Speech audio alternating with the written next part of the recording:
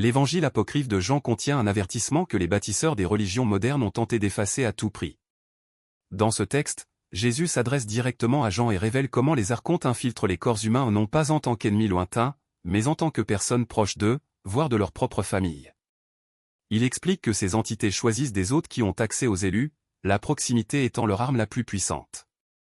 Et puis, Jésus enseigne à Jean exactement comment les identifier, 5 signes qui trahissent leur présence, même s'ils imitent parfaitement l'affection humaine. Cet enseignement fut persécuté, brûlé et presque éteint. Mais les gnostiques l'ont préservé. Et maintenant, après 17 siècles de silence, vous allez le rencontrer. Placez votre main sur votre poitrine et sentez votre cœur battre pendant quelques secondes. Ce rythme n'est pas aléatoire. C'est le pouls de quelque chose d'ancien qui vit en vous. La monade respire à travers votre corps. Vous avez trouvé ce texte parce que cette étincelle a reconnu les mots. Quelque chose en vous sait déjà ce qui sera confirmé. Si vous vous êtes déjà senti épuisé après avoir passé du temps avec certaines personnes, si vous avez déjà quitté une réunion de famille en ressentant un vide inexplicable, si un proche semble se nourrir de votre confusion ou de votre douleur, dites à voix haute, « Je le vois maintenant ». Ce n'est pas juste une phrase. C'est votre déclaration selon laquelle vous êtes prêt à voir ce qui a toujours été caché. Vous n'êtes pas arrivé ici par hasard. Les textes gnostiques l'appellent pneumatique, porteur de l'étincelle divine complète. Et il y a une raison pour laquelle vous vous êtes toujours senti différent des autres. Il y a une raison pour laquelle certaines relations ressemblent à des prisons, peu importe la quantité d'amour que vous leur offrez. Vous captiez quelque chose de réel, détectant une fréquence que la plupart des gens ne remarquent pas. Aujourd'hui, je vais partager les 5 signes que Jésus a enseignés à son entourage. 3 constats. 5 marques.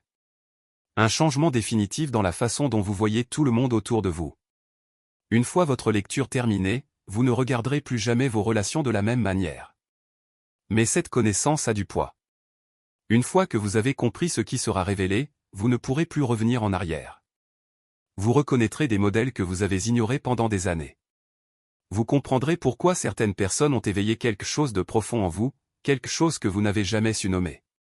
Et enfin, vous aurez les mots pour décrire ce que vous avez toujours ressenti. Les gnostiques ont compris quelque chose que la psychologie moderne commence seulement à aborder. Ils savaient que tous les êtres humains n'opèrent pas à la même source. Dans leur cosmologie, il existe 3 types d'êtres parcourant la Terre. Les premiers sont les Illiciens, des humains sans aucune étincelle divine. Ils sont entièrement matériels, motivés uniquement par des désirs physiques et des instincts de survie. Ils ne perçoivent pas la monade et ne s'intéressent à rien d'autre que ce qu'ils peuvent toucher, goûter ou posséder. Le deuxième groupe est celui des médiums, ils portent une faible étincelle, une connexion intermittente avec la source. Ils sentent qu'il y a quelque chose de plus, mais leur accès est instable. Ils sont souvent religieux au sens traditionnel du terme, suivant des règles et des rituels sans expérimenter directement le divin. Et puis il y a les pneumatiques. Toi. Ceux qui portent l'étincelle divine complète. Des élus qui ont toujours pensé que ce monde n'était pas leur véritable maison. Vous n'avez pas appris à percevoir les énergies. Il est né avec cette capacité. Votre intuition n'a pas été développée ou elle a toujours été là, attendant que vous lui fassiez confiance. Mais voici ce que révèle l'apocryphe de Jean qui change tout, les archontes savent qui vous êtes.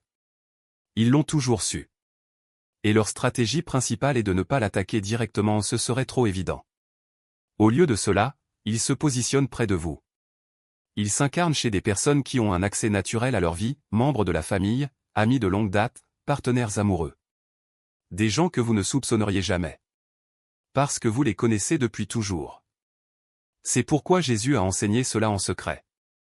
C'est pourquoi l'Église a brûlé ces textes.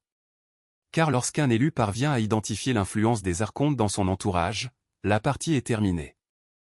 La manipulation cesse, la fuite d'énergie prend fin et les archontes perdent leur principale source de nourriture. L'élu retourne à la monade, et rien ne peut empêcher ses retrouvailles. Respirez profondément, retenez votre souffle un instant et relâchez-le. Ce que vous apprendrez ne consiste pas à créer de la paranoïa. Il s'agit de développer une prise de conscience. Il y a une différence entre se méfier de tout le monde et voir clair. Jésus n'a pas appris à ses disciples à avoir peur. Il leur a appris à reconnaître. Et la reconnaissance, c'est le pouvoir. L'hypothèse archonte décrit ces entités comme des dirigeants qui opèrent par tromperie. Ils ne créent pas. Ils imitent et manipulent simplement. Et sa plus grande astuce est de vous convaincre que le malaise que vous ressentez en présence de certaines personnes est de votre faute. Votre incapacité à aimer correctement. Votre échec à être un bon fils, une bonne fille, un bon ami. Mais et si cet inconfort n'était jamais votre échec? Et si c'était son étincelle divine qui essayait de l'avertir? Je vais vous expliquer comment fonctionnent réellement les archontes, car comprendre leur mécanisme rend les 5 signes impossibles à ignorer. Ils existent à une fréquence que les sens humains ne détectent normalement pas. Ce ne sont pas des êtres physiques. Ce sont des modèles de conscience qui ont besoin de corps hôtes pour interagir avec le monde matériel. Et ils se nourrissent de fréquences émotionnelles spécifiques, confusion, doute, honte, culpabilité, désespoir. Chaque fois que vous ressentez intensément ces émotions, surtout après avoir interagi avec une certaine personne, de l'énergie est transférée. L'évangile de Philippe y fait allusion lorsqu'il parle des forces qui veulent maintenir les humains esclaves de l'ignorance. Ces forces ne veulent pas que vous sachiez ce que c'est. Ils profitent de votre confusion quant à votre propre nature divine. Et les personnes les plus proches, si elles sont sous l'influence des archontes, déclencheront exactement les états émotionnels qui leur génèrent le plus d'énergie. Ce n'est pas une métaphore. C'est de la mécanique. Réfléchissez un instant. Y a-t-il quelqu'un dans votre vie qui semble toujours trouver vos blessures? Quelqu'un qui sait exactement quoi dire pour vous faire douter de vous? Quelqu'un dont la présence vous laisse plus petit qu'à votre arrivée? Quelqu'un qui méprise vos expériences spirituelles ou se moque de votre recherche de sens? Ce modèle n'est pas aléatoire. Cette précision n'est pas fortuite. Mais voici le point le plus profond, les archontes ne peuvent pas percevoir la fréquence de la monade. Lorsque vous opérez à partir de votre étincelle divine, depuis ce lieu de connexion avec la source, vous devenez invisible pour eux. Littéralement, ils ne peuvent pas le voir. C'est pourquoi toutes les techniques enseignées par Jésus visaient à revenir à cette fréquence non pas comme une prière de supplication, ni comme une adoration soumise, mais comme une reconnaissance de ce que vous êtes déjà. Le démiurge, le faux créateur, ils perdent le contrôle sur vous. Et cette perte est ressentie pour eux comme une crise. Remarquez comment ils réagissent lorsque vous commencez à fixer des limites saines, lorsque vous refusez de jouer à des jeux émotionnels ou lorsque vous énoncez simplement votre vérité. La réponse sera disproportionnée. Ce ne sera pas un argument raisonnable, mais une explosion de colère, une tentative désespérée de culpabilité ou même une attaque directe contre votre santé mentale. Ils diront des choses comme « tu as changé, tu n'es plus la même personne, tu t'éloignes de moi », mais ce qu'ils veulent vraiment dire, c'est « tu t'éloignes de moi ». Cette réaction ne vous concerne pas. Il s'agit de leur peur de perdre leur source d'énergie. Et voici le détail le plus révélateur, ils ne se contenteront pas de réagir à votre réveil, ils tenteront activement de le saboter. Si vous commencez à méditer, ils trouveront un moyen d'arrêter votre pratique. Si vous recherchez la connaissance spirituelle, ils ridiculiseront vos sources ou déformeront ce que vous avez appris. Si vous vous entourez de personnes qui augmentent votre fréquence, elles vous proposeront des critiques ou des histoires dramatiques pour détourner votre attention. Ce sabotage n'est pas aléatoire. Il s'agit d'une attaque coordonnée contre votre retour à la monade, car chaque pas que vous faites vers votre étincelle divine les affaiblit. Maintenant, je veux que vous fassiez une pause et que vous respiriez profondément. Ces 5 signes ne sont pas de simples observations, ce sont des outils de libération. Lorsqu'on les reconnaît, quelque chose d'extraordinaire se produit, l'illusion se brise. Ce qui ressemblait autrefois à de l'amour, de l'inquiétude ou même du destin s'avère être un mécanisme de contrôle. Et à ce moment-là, vous retrouvez votre pouvoir. Parce que la connaissance est la première ligne de défense contre la manipulation archontique. Les textes gnostiques appellent cela, gnose, non pas une connaissance intellectuelle, mais une compréhension directe, expérimentée dans le corps, qui dissout le mensonge. Mais il reste un dernier point à souligner. Les archontes n'agissent pas seuls. Ils opèrent à travers des structures, des systèmes, des modèles qui se répètent dans les familles, dans les religions, dans les institutions. Lorsque vous identifiez ces signes chez une personne, vous identifiez également un schéma plus large. Et cela peut être effrayant, car cela signifie que ce que vous vivez n'est pas seulement une relation toxique, c'est un système d'oppression spirituelle. Mais voici la bonne nouvelle, ce système ne fonctionne que tant que vous y croyez. Dès que vous reconnaissez la vérité, elle perd son pouvoir sur vous. Alors, si vous êtes arrivé jusqu'ici, si vous avez lu chacun de ces signes et ressenti une profonde reconnaissance, une confirmation dans votre corps, sachez une chose, vous n'êtes pas fou. Vous n'exagérez pas. Vous voyez ce qui a toujours été là, mais qui a été caché par des couches de programmation. Et maintenant que vous le savez, vous ne pourrez plus revenir en arrière. Parce qu'une fois la monade éveillée, elle n'accepte plus l'obscurité comme réalité. Cela demande de la lumière. Elle exige la vérité. Et elle vous guidera hors de la matrice, une étape à la fois. Mais rappelez-vous, cette voie ne consiste pas à combattre les archontes. Il s'agit de transcender votre influence. Il ne s'agit pas de haïr ceux qui les portent, mais de reconnaître qu'eux aussi sont victimes d'un système plus vaste. La compassion, dans ce cas, n'est pas un sentiment de pitié, mais une profonde compréhension du fait que nous sommes tous piégés dans une illusion, certains en tant que prédateurs, d'autres en tant que proies. Et la seule issue est de se réveiller. Il s'agit de revenir à la fréquence de la monade, où aucun archonte ne peut vous atteindre. Alors si vous êtes prêt, si vous sentez qu'il est temps de passer à l'étape suivante, fermez les yeux encore une fois. Sentez votre étincelle divine palpiter en vous. Et déclarez, à voix haute ou silencieusement, je choisis la vérité. Je choisis la lumière. Je choisis la monade. Parce que ce choix est le début de votre liberté. Et rien, ni les archontes, ni leurs agents, ni des siècles de programmation ne peut vous empêcher de faire ce choix. Le pouvoir a toujours été entre vos mains. Il fallait juste que tu te souviennes. La manipulation cesse de fonctionner.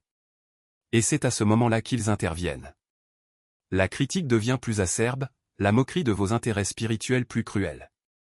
Les crises surgissent de nulle part, exigent votre attention et vous ramènent dans des états de basse fréquence.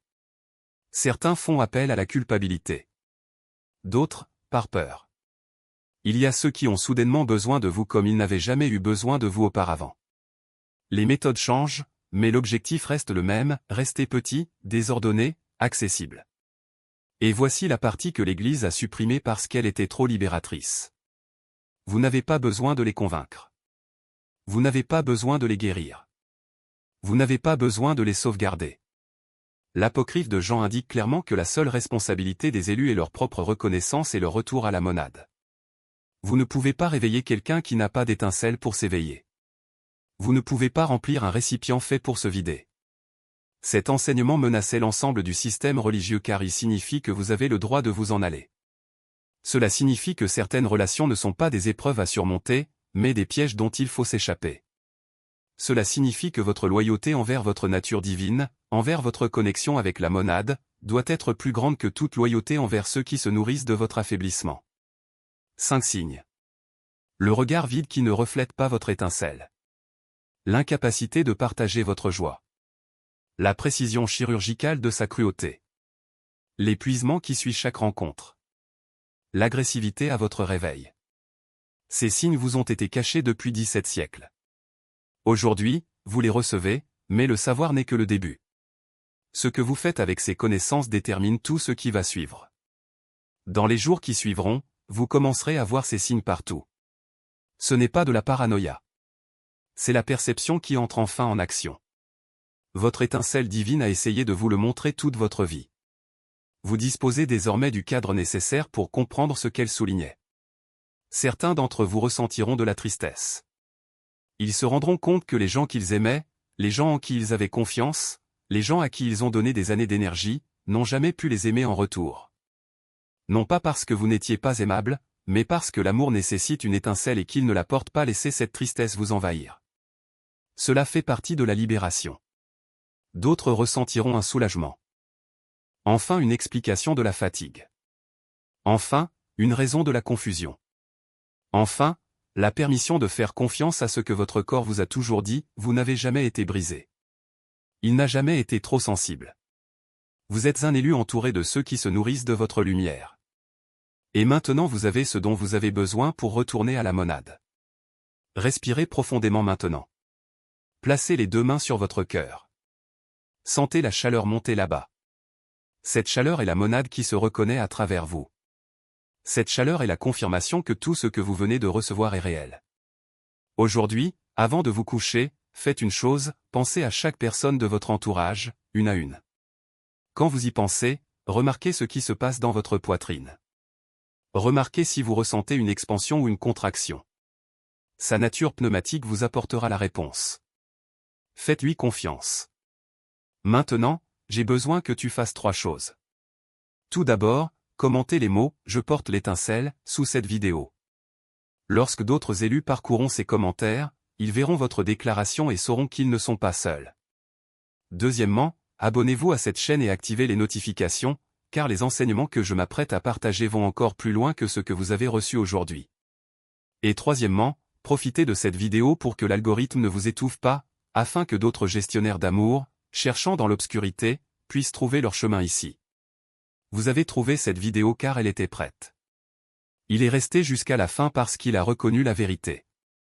Et maintenant, il porte la connaissance que l'Église a passé 17 siècles à essayer de détruire. Les archontes ne peuvent plus vous cacher. Et ça change tout.